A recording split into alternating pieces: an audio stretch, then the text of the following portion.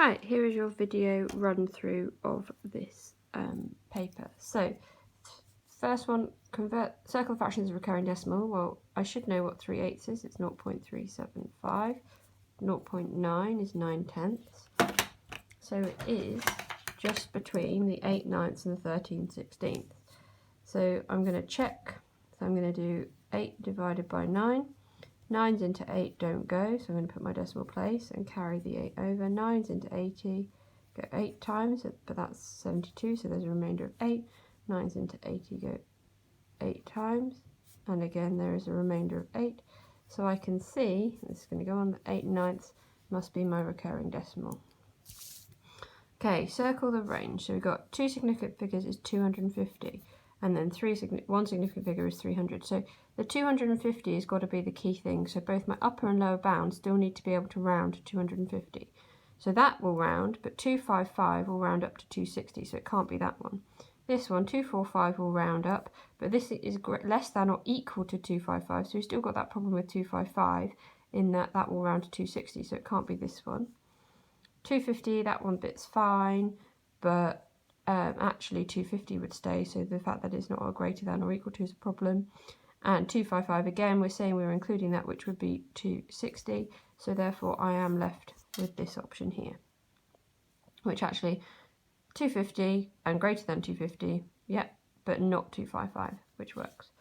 Okay, 27 to the power of a third is the same as doing the cube root of 27. So what number times by itself? 3 times gives you 27. It is 3. Write down 0.45 recurring as a fraction in its lowest form. So I'm going to say x equals 0.45 recurring. Then I'm going to do 10x, which equals 0. Oh, no, it doesn't.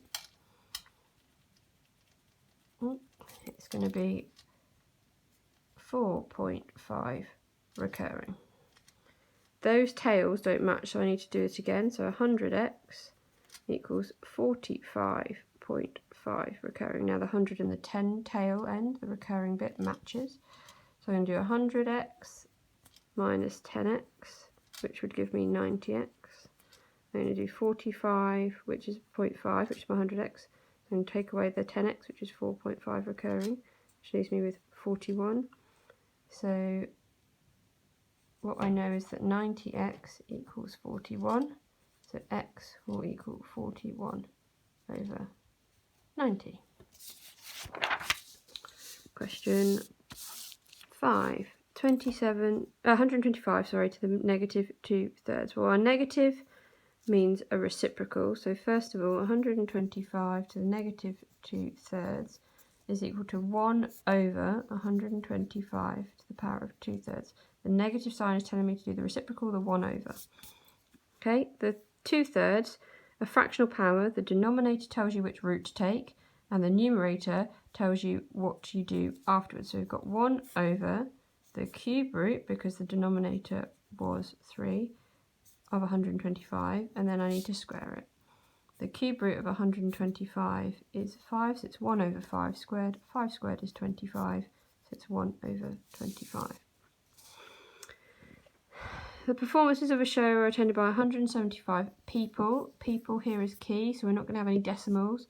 To the nearest 5, and we want to know a difference. Okay, so the smallest number that will round up to 175, so my lower bound. Okay, well, let's start with 170. That is already rounded to the nearest 5, so we're not going to have that. 171 is closer to 170 than 175, so it's not going to be that.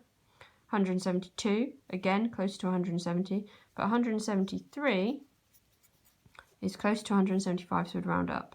Thinking about the upper bound, 176 would round down, 177 would also round down because it's closer to 175, but 178 would round up. So my upper bound is 177. That's the biggest number that would round down to 175 if we were rounding to the nearest 5.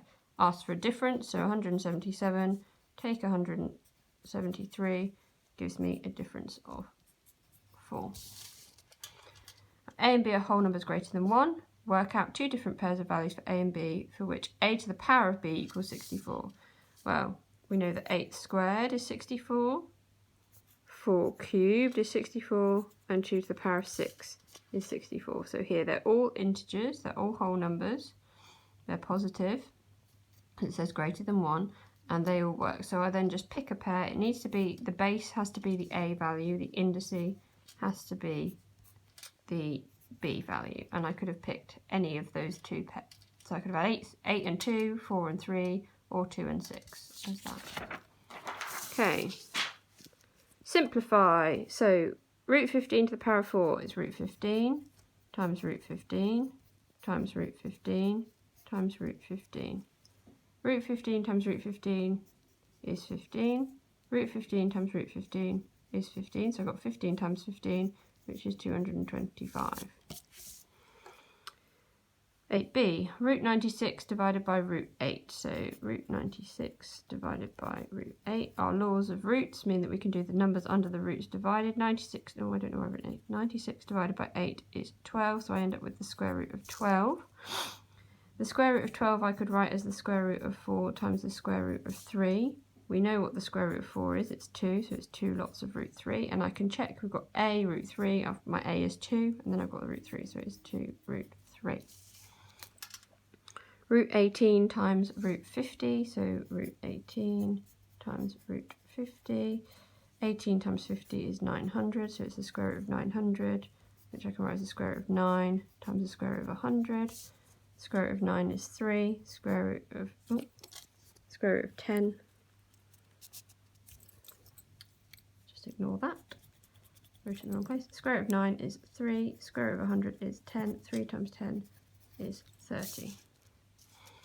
Okay, a container holds 12 litres of bubble bath to the nearest litre. So there we go, indication that it's going to be a bounds question. Fill bottles that hold 0.25 litres each to 2 decimal places. Again, there's going to be bounds. And how many can be definitely filled? So I want to make sure, guarantee that even if I had the smallest amount of bubble bath, I would be able to fill the bottles. Okay, so for the bubble bath, the lower bound, if it rounds to 12, is 11.5. The upper bound is going to be 12.5. For the bottles, it's to 2 decimal places, so the lower bound is going to be 0.245 and the upper bound is going to be 0.255.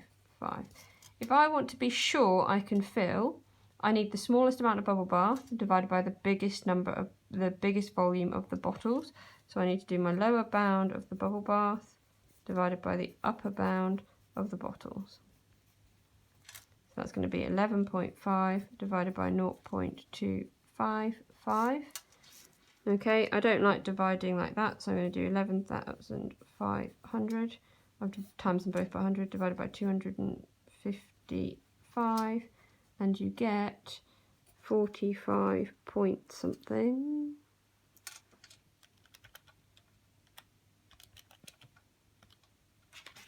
45.1 to 1 decimal place. I can't fill 0.1 of a bottle, so the answer is 45. Ooh, my writing.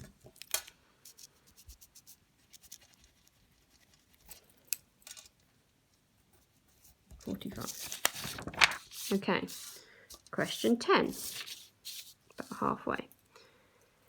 Rewrite this as a single power, so we need to use our rules of powers. Well, when we multiply, we add. When we divide, we subtract. So 11 to the power of 13 times 11 to the power of 3, we're going to add that. That's going to give me 11 to the power of 16 divided by 11 to the power of 7. We subtract those, we end up with 11 to the power of 9.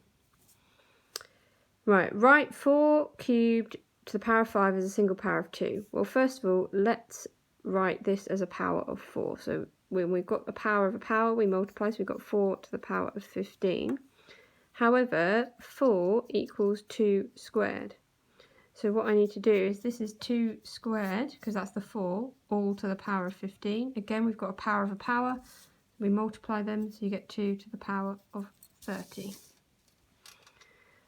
Okay, we've got this. We want to work out the area of this rectangle in surd form, a plus b root 2, where they're integers. So what I always do with this is, if you've got an expression for a length of a shape and it's got 2 components where you're adding or subtracting, put the brackets around, because that's going to remind you to expand it out properly. So we have 3 plus root 2 times 1 plus